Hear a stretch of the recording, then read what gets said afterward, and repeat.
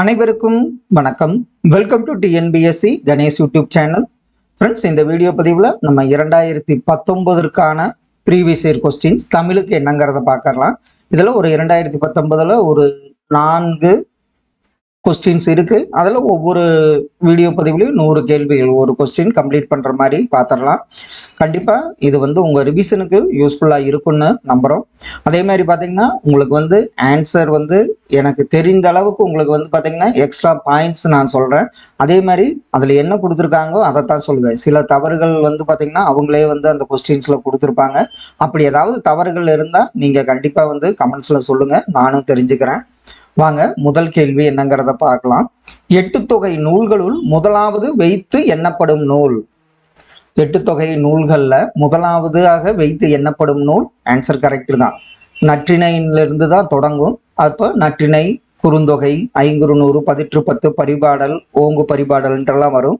அப்போ 8 தொகை நூல்களுள் முதலாவதாக வைத்து எண்ணப்படும் நூல் எதுன்னு பார்த்தீங்கன்னா நற்றிணை ஆகும். அகத்திணையும் புறத்திணையும் சேர்ந்து கூறும். இதுல ஒரு இம்பார்ட்டன்டான கேள்வி, 8 தொகை நூல்கள்ல அகத்திணையை சார்ந்த நூல்கள் எவ்வளவு, அதே மாதிரி பார்த்தீங்கன்னா புறத்திணையை சார்ந்த நூல்கள் எது, அகமும் புறமும் சார்ந்த நூல். இந்த கேள்வி மாற்றி மாற்றி கேட்டுட்டே வர்றாங்க. அகத்திணையும் புறத்திணையும் சேர்ந்து கூறும் 8 தொகை நூல் எதுன்னு பார்த்தீங்கன்னா பரிபாடல் என்பது ஆகும். அகமும் புறமும், அதாவது புறத்திணையை சார்ந்தது பதிற்று பத்து, புறநானூறுன்னு நினைக்கிறேன். அந்த 2 நூல் புறத்திணையை சார்ந்தது. அப்போ அகம்புறம் சார்ந்த நூல்கள் மொத்தம் பார்த்தீங்கன்னா 5 இருக்கு. தவறான இணையை தேர்வு செய்க. குறிஞ்சிக்கு நம்ம யாரு சொல்லுவோம்? கபிலர். மருதத்துக்கு ஓரம்போகியார், நெய்தல் அம்மூவனார், முல்லை ஓதலாந்தையார் என்பது தவறான இணையாகும். கம்பர் தேரெழுந்தூரில் பிறந்தவர். இதுல தவறானதை தேர்வு செய்க. கம்பர் தேரெழுந்தூரில் பிறந்தவர். கம்பரை ஆதரித்த வள்ளல் சீதக்காதித்தவர். சடையப்ப வள்ளல் தான் கம்பரை ஆதரித்த வல்லவர். சரஸ்வதி அந்தாதை இயற்றியவர் கம்பர். கம்பரது காலம் கிபி 12ஆம் நூற்றாண்டு. அப்போ ஆப்ஷன் பி இதுல தவறான ஒன்றாகும். செல்வ செவிலி. செல்வ செவிலி இதனுடைய இலக்கண குறிப்பு என்னன்னு கேட்டிருக்காங்க. கொடுக்கப்பட்ட ஆப்ஷன்ல பாருங்க. செல்வ செவிலி என்பது உருவகத்தை சார்ந்தது. ஆப்ஷன் டி சரியான விடை. குன்றேறி யானை போர் கண்டற்றால் தன் கை தொண்டுன்றாக செய்வான் வினை. இவ்வடிகளில் கைத்தொன்று அப்படின்னா என்ன பொருள்னு கேட்டிருக்காங்க. கைத்தொன்று என்பது கை பொருளை குறிக்கும். இது ஆப்ஷன் சி தான் இதற்கு சரியான விடை. பற்றுக பற்றற்றான் பற்றினை அப்பற்றை பற்றுக பற்று விடற்கு. இதுல எதுகை வகையை கண்டுபிடிக்கவும். இதுல நம்ம மோனைனா முதல் எழுத்து தோன்றி வர தொடுவது. எதுகைன்னு பார்த்தீங்கன்னா பற்று, அதே மாதிரி பற்றற்றான், பற்றினை அப்படிங்கிறது 1, 2, 3ல் வருது. அதனால இது பார்த்தீங்கன்னா கூளை எதுகை. இதுல முற்று எதுகை, மேற்கதுவாய், கீழ்கதுவாய், பொழிப்பு அப்படின்னு பார்ப்போம். இதுல 1, 2, 3 ஒன்றி வர தொடுத்ததுனால இது கூளை எதுகையை சாரும். அளக்கொண்டா எல்லாம் அளப்போம் இழப்பினும் இந்த அடியில் அமைந்துள்ள எதுகை சொல். எதுகை இப்பதான் நம்ம பார்த்தோம். அல, அதே மாதிரி அல, இல. இப்ப இதுல பாத்தீங்கன்னா 1, 3, 4ல் வர்றதுனால இது மேற்கதுவாய். இதே 1, 2, 4ல் வந்ததுன்னா அதுக்கு கீழ்கதுவாய் எதுகை. இது மேற்கதுவாய் எதுகையை சாரும். தன்வினை வாக்கியத்தை தேர்ந்தெடுக்க. இதுல தன்வினை வாக்கியம் என்ன? கொடுக்கப்பட்ட ஆப்ஷன்ல பாருங்க.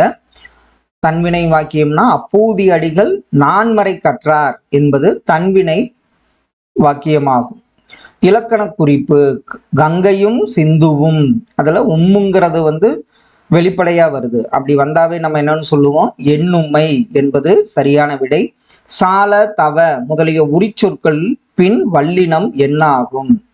சால தவ முதலிய உரிச்சொற்களின் பின் வல்லினம் மிகும் என்பது சரியான விடை. இதுல நம்ம 7th 8th நினைக்கிற வல்லினம் மிகும் மிகா இடங்கள்னே இருக்கு, அதையும் பார்த்து வச்சுங்க. தாள் பூந்துரை என்ற சொல்லுக்குரிய இலக்கண குறிப்பு. தாள் பூந்துரை இது 3 காலத்திற்கும் ஒன்றி வருவதனால வினை தொகையை சாரும். பின்வரும் தொடரில் உள்ள நிகழ்கால வினைமுற்று. நிகழ்கால வினைமுற்றுன்னு சொல்றாங்க. அதனால பாத்தீங்கன்னா பழுக்கின்றது என்பது சரியான விடையாகும். படி என்ற வேர் சொல்லின் இருந்து வினையச்சம். நம்ம பார்த்துருக்கோம். இப்போ வேர்ச்சொல்லி வினையச்சம்னாவே பெயரச்சம்னா ஆ கொண்டு முடியும்னு பார்த்தோம். வினையச்சம்னு பார்த்தீங்கன்னா ஊ இல்லைன்னா அந்த சொல்றப்போ ஊ இல்லைன்னா ஈ கொண்டு முடியும். இதுல வந்து பார்த்தீங்கன்னா படித்து அப்படின்னு வர்றதுனால வினையச்சம் பார்த்தீங்கன்னா படித்து என்பது சரியான விடை. கல் எனும் வேர்ச்சொல்லின் பதம் அறிக. கல் இதனுடைய பதம்னு பார்த்தீங்கன்னா என்னன்னு வரும்? கல்லுன்னா கற்றல் என்பது சரியான விடை. இயல்பானது இதனுடைய வேர்ச்சொல் என்ன? வேர்ச்சொல்லுனாவே அடிச்சொல் இல்லைன்னா வந்து பார்த்தீங்கன்னா ஒரு கட்டளையா வரும்.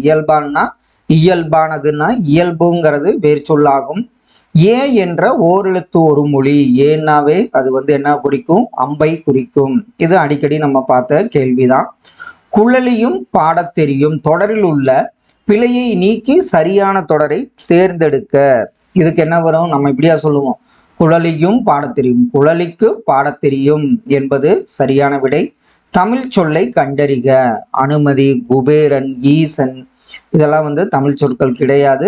மணிமுடி என்பது தமிழ் சொல் ஆகும். பொருந்தா இணையை சுட்டுக. இதுல குறிஞ்சி, முல்லை, மருதம், நெய்தல், பாலை நம்ம இதுக்கு ஷார்ட்கட்டாவே சொல்லியிருக்கோம். யாருக்கு மாலை வைத்து என்ன நற்பயன். அப்போ இதுல வந்து பாத்தீங்கன்னா மருதம் நண்பகல் என்பது பொருந்தாத இணையாகும். சிறுபொழுது பெரும்பொழுதுல இது நம்ம பார்த்துருப்போம். மிசை இதனுடைய எதிர்ச்சொல் காண்க. மிசைன்னா அதனுடைய பொருள் பார்த்தீங்கன்னா மேல். அதனுடைய எதிர்ச்சொல் என்ன வரும்? கீழ் என்பது சரியான விடையாகும். கலைச்செல்வி கட்டுரை எழுதினால் இத்தொடர்புரிய சரியான எதிர்ச்சொல்லை தருக.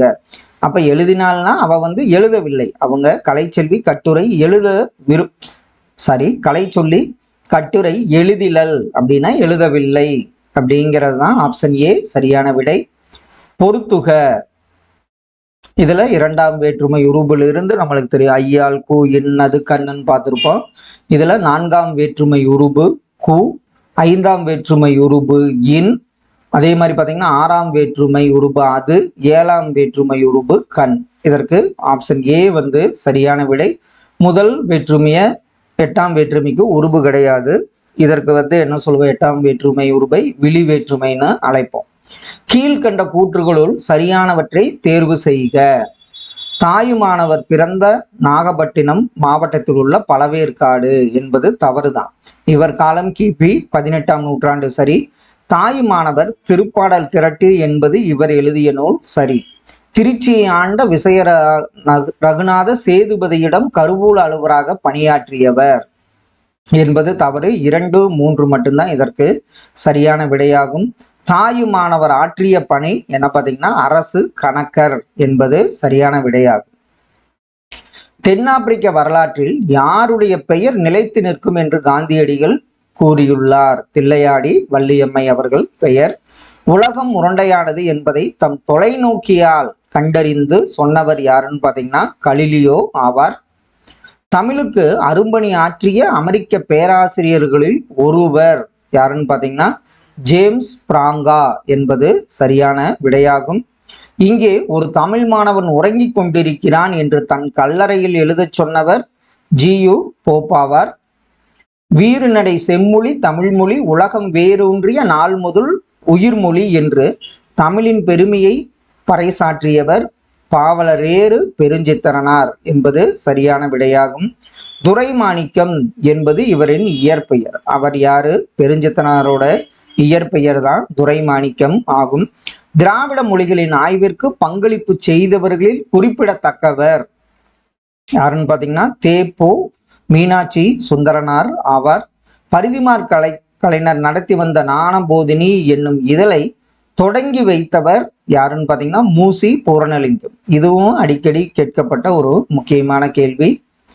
கதையை வாசிப்பது நமது சிந்தனையின் சலனத்தை ஊக்குவதற்கு ஒரு தூண்டுகோல் என கூறியவர் யாருன்னு பார்த்தீங்கன்னா சிறுகதை மன்னன் புதுமை பித்தன் என்பது சரியான விடை.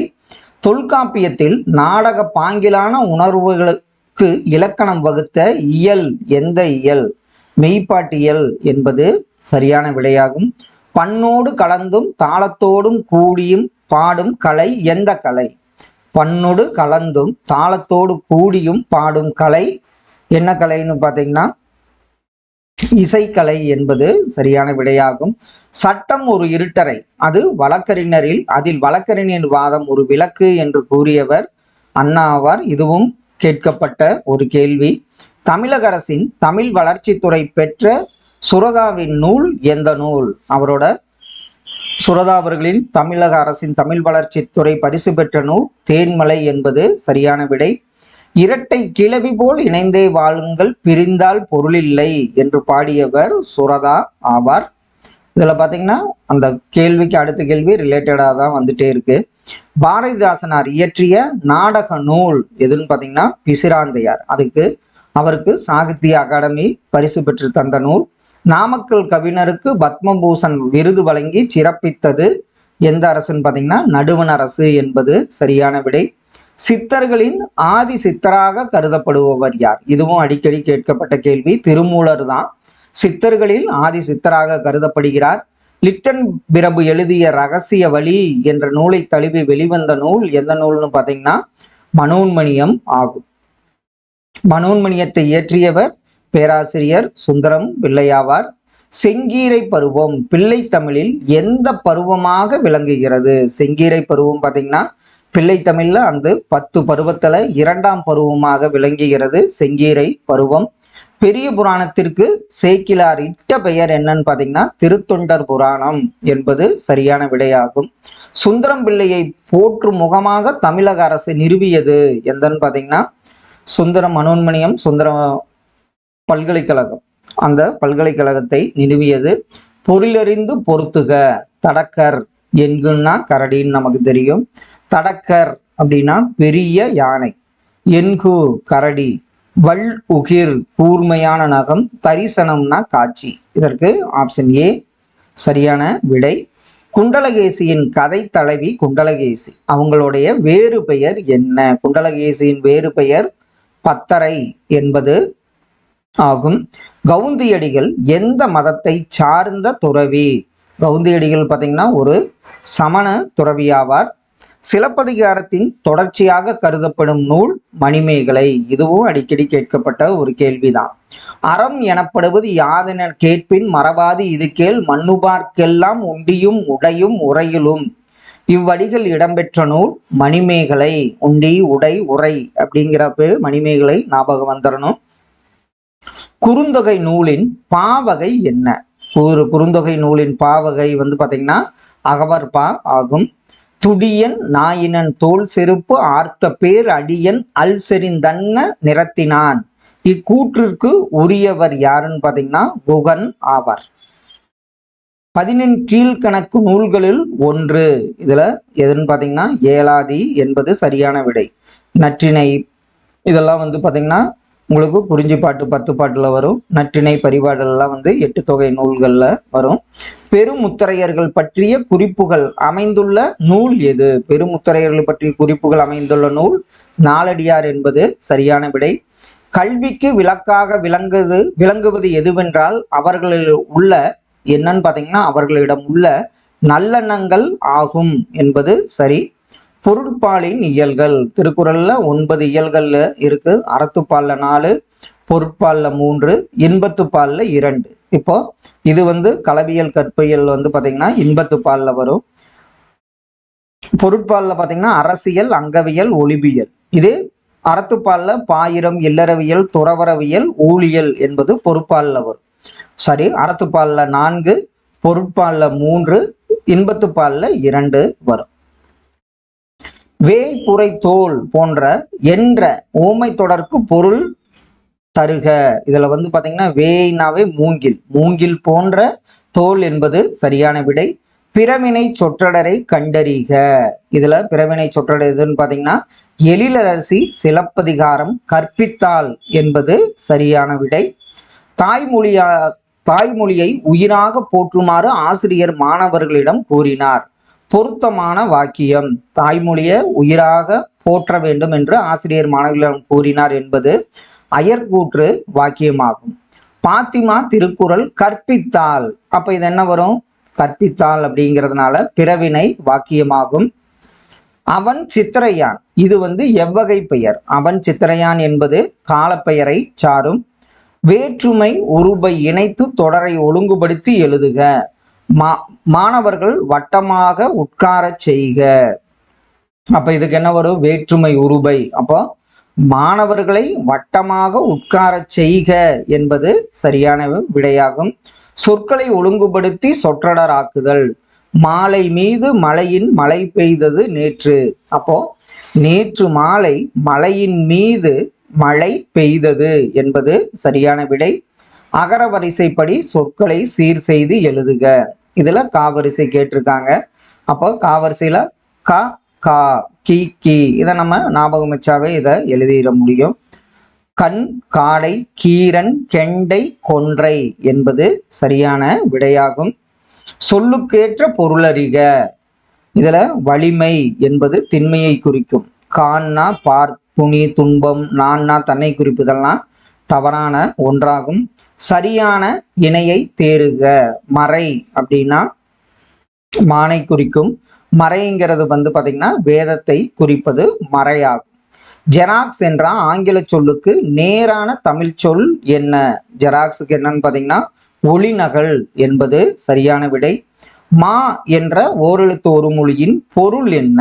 மான்னாவே என்னன்னு பாத்தீங்கன்னா சில சமயம் விலங்கு குறிக்கும். இதுல பெரிய என்பது சரியான விடை. பாகற்காய் இதை நம்ம எப்படி பிரித்து எழுதுவோம்? இதுவும் இந்த லெசன் படிச்சிருப்போம். பாகு அல் காய், இனிப்பு அல்லாத காய் அப்படிங்கிறது தான் இதனுடைய பொருள். பை நினம் பிரித்து எழுதுக. பை நினம்ங்கிறத பசுமை கூட்டல் நினம் என்பது சரியான விடை. திருத்தொண்டர் புராணம் என்ற அடைமொழியால் அழைக்கப்படும் நூல் எதுன்னு பார்த்தீங்கன்னா பெரிய புராணம் என்பது சரியான விடை. 3 அடி சிற்றெல்லை 6 அடி பேரெல்லை கொண்ட அகவற்பாக்களால் ஆன நூல் எந்த நூல்? ஐங்குறுநூறு தான் 3 அடி சிற்றெல்லை 6 அடி பேரெல்லை கொண்ட அகவற்பாக்களாலான நூலாகும். தவறான இணை. இதுல மணத்தக்காளி வாய்ப்புண்ணை குணமாக்கும். முசுக்கை வேர் இருமலை குணமாக்கும். அகத்திக்கீரை கண் நோய்ங்கிறது தவறு. வேப்பங்கொழுந்து மார்பு செளியை நீக்கும். பொருந்தாத இணை எது? இது பாத்தீங்கன்னா நம்ம தமிழர்கள் வணிகம் சார்ந்தது. மேற்கு மலையில் இருந்து வந்தவை சந்தனம், மாரம். கீழ்கடலில் விளைந்தவை பவளம். தென்கடலில் இருந்து கிடைத்தவை முத்து. வடமலையில் இருந்து வந்தது கரி, அதாவது மிளகு என்பது தவறான இணையாகும். அகரவரிசைப்படுத்துக. மிளகு, மருங்கை, முசிறி, மூதூர், மேற்கு மலை. இப்போ மாவரிசையில மா, மா, மீ, மீ, மூ, மூ இது சொல்றப்பே மருங்கை, மிளகு, முசிறி, மூதூர், மேற்கு மலை என்பது சரியான விடையாகும். தென்னாட்டை தன்னந்தனியா ஆண்ட பெண்ணரசி எனும் புகழை பெற்றவர் யாருன்னு பார்த்தீங்கன்னா ராணி மங்கம்மாள் ஆவார். காடுகளில் வாழ்ந்த மக்கள் விலங்கின் பெயர் கொண்டு அமைந்த ஊரின் பெயர் என்ன? இதுல ஆட்டையாம்பட்டி என்பதுதான் சரியான விடை. இது இந்த ஊரும் பேரும் சார்ந்த சிலபஸ் ரிலேட்டடா. இந்திய அரசியலமைப்பு சட்டத்தை உருவாக்கிய சிற்பி யாருன்னு பார்த்தீங்கன்னா அம்பேத்கர் ஆவார். அறிஞர் அண்ணாவின் கவிதைகள் தமிழ் பீடம் என்னும் இதழில் வெளியிடப்பட்ட ஆண்டு எது? அண்ணாவின் கவிதைகள் தமிழ் பீடம் என்னும் இதழில் வெளியிடப்பட்ட ஆண்டு 2005 ஆண்டாகும். தமிழில் சதுரகராதி என்னும் அகர முதலியை வெளியிட்டவர் யாருன்னு பார்த்தீங்கன்னா வீரமா முனிவர் என்பது சரியான விடை. தபோலி என்னும் சிற்றூர் எந்த மாநிலத்தில் உள்ளது? தபோலி பார்த்தீங்கன்னா மராட்டிய மாநிலத்தில் உள்ள ஒரு சிற்றூராகும். பரிதிமார் கலைஞர் என்று போற்றப்படக்கூடியவர் VK சூரிய நாராயண சாஸ்திரியார் என்பது சரியான விடை. தமிழே மிகவும் பண்பட்ட மொழி என்று பாராட்டியவர் கொடுக்கப்பட்ட ஆப்ஷன் படி பார்த்தீங்கன்னா மார்க்ஸ் முல்லர் ஆவார். இன்றைய மொழியியல் வல்லுநர்கள் பேணி பின்பற்ற வழிமுறைகளை தொல்காப்பியம் கூறுகிறது என்று கூறியவர் யாருன்னு பார்த்தீங்கன்னா முனைவர் எமினோ ஆவார். விளையாட்டின் அடிப்படை நோக்கம் என்ன? விளையாட்டோட அடிப்படை நோக்கமே போட்டி என்பது சரியான விடை. ஒருவர் மட்டும் பார்க்கும் படக்கருவியை கண்டுபிடித்தவர் யாருன்னு பார்த்தீங்கன்னா எடிசன், தாமஸ் ஆல்வா எடிசன் ஆவார். எழுத்து இதழினை தொடங்கி நவீன தமிழ் இலக்கிய மறுமலர்ச்சிக்கு வித்திட்டவர் சீசு செல்லப்பா என்பது சரியான விடை. வழக்குரைஞராகவும் இந்து சமய அறநிலைய பாதுகாப்புத்துறை அலுவலராகவும் பணியாற்றிய கவிஞர். இதுல யாருன்னு பார்த்தீங்கன்னா பிச்சமூர்த்தி அவர்கள். ஒரு பூவின் மலர்ச்சியையும் ஒரு குழந்தையின் புன்னகையையும் புரிந்து கொள்ள அகராதிகள் தேவைப்படுவதில்லை. பாடலும் அப்படித்தான். இதெல்லாம் நம்ம மறக்கக்கூடாது. ஈரோடு தமிழன்பனாவார். தமிழகத்தின் வேர்ட்ஸ்வொர்த் என்று புகழப்படும் கவிஞர் வாணிதாசன். வாழ்வில் செம்மையை செய்பவள் நீயே என்ற பாடலை தமிழ் வாழ்த்தாக ஏற்றுக்கொண்டுள்ள அரசு புதுவை அரசு ஆகும். இளங்கோவடிகள் தண்டமிழ் ஆசான் சாத்தான் நன்னூர் புலவன் என்று யாரை பாராட்டியுள்ளார்? இவர் சீத்தலை சாத்தனாரை தான் இளங்கோவடிகள் இவ்வாறு பாராட்டியுள்ளார். வாசீகர், அப்பர், தர்மனசேனர், தாண்டகவேந்தர் என்றெல்லாம் அழைக்கப்படுபவர் திருநாவுக்கரசர் என்பது சரியான விடை. ஏர்முனைக்கு நேரிங்கே எதுவுமே இல்லை, என்றும் நம் வாழ்விலே பஞ்சம் இல்லை. இந்த பாடலை பாடியவர் திரைக்கலை திலகம் மருதகாசி என்பது சரியான விடையாகும். காவடி சிந்தின் தந்தை என்று போற்றப்படுபவர் சென்னிகுளம் அண்ணாமலையார் என்பது சரியான விடை. கலிங்கத்து பரணி நூலில் அமைந்துள்ள தாளிசைகளின் எண்ணிக்கை 599 என்பது சரியான விடை. நாயின் வாயினீர் தன்னை நீரெனா நவ்வின் ஆவினால் நக்கி விக்குமே. இந்த வரிகள் இடம்பெற்ற நூல் பார்த்தீங்கன்னா கலிங்கத்து பரணி என்பது சரியான விடை. அதியமானின் தூதராக அவ்வை சென்றதை குறித்து கூறும் நூல் எந்த நூல்னு பார்த்தீங்கன்னா புறநானூறு என்பது சரியான விடை. Option C. ஃப்ரெண்ட்ஸ், இந்த இதில் 2019 ஒரு கொஸ்டின்ஸ் பார்த்தோம். அடுத்ததுல ஒரு 4 இல்லைன்னா 5ன்னு நினைக்கிறேன். இது ஈவோ ரிலேட்டடான ஒரு கேள்வி இருக்கு. அதை நம்ம அடுத்த வீடியோ பதிவில் பார்க்கலாம். இதில் ஏதாவது தவறுகள் இருந்தால் கண்டிப்பாக கமெண்ட்ஸில் சொல்லுங்கள், நானும் தெரிஞ்சுக்கிறேன். Thank you all.